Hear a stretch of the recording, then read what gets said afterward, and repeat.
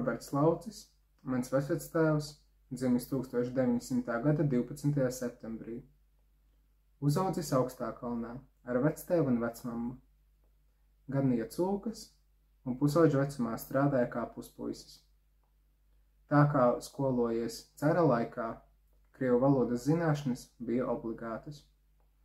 25 gadu vecumā apprecējies ar Mildu Misiņu, manu vecvecmammu. Pēc apprecēšanās pārvākušies uz 24 hektāru lielu saimniecību, ko mantojuši no Mildas tēva Jāņa Misiņa, ārsta. Roberts Laucis savā mūža laikā ir bijis īstenis patriots, un šo patriotismu apliecināja 1941. gada jūnijā, Otrā pasaules kara sākumā, līdzies ar citiem domu biedriem, apsargājot Annas pagasta Valdesēku un Pededzes tiltu no bēgošo komunistu uzspridzināšanas.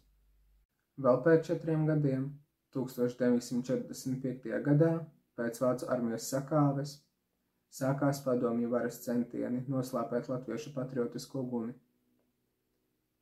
Diemžēl arī mana vecvectēva ģimene cieta no padomju varas asinskārās rungas. Roberts Laucis 1945. gada 14. februārī tika izrauts no Valkas apriņķa leģernieku mājas pagalma, darba drēbēs, puskažociņā, un tika notiesāts kā dzimtenes nodevējs. Viņš tika sodīts ar 8 gadu izsūtījumu uz Urālu austrumu nogāzes pilsētu Nižņītiģilu. Tur Roberts bada apstākļos strādājis rūpnīcā. Mans vecvectēvs tika atbrīvots priekšlaicīgi 1950. gada 16. februārī. Atgriezies Latvijā ar bada tūsku. Savulaik vecumam ir stāstījusi, ka Roberta dzīve gandrīz tikusi aprauta padomju Krievijā.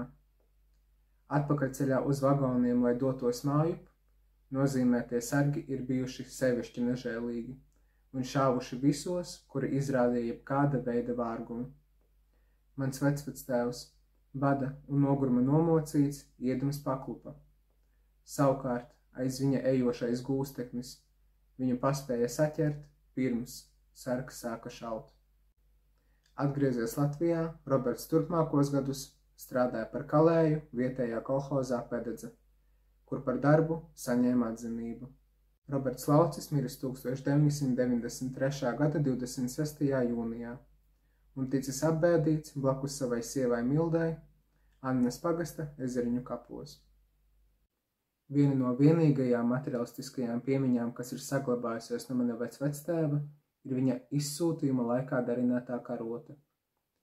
Šī ģimenes relikvija kalpo kā atgādinājums par padomju varas nežēlību un mūsu senču patriotiskā gara nesalaužamību.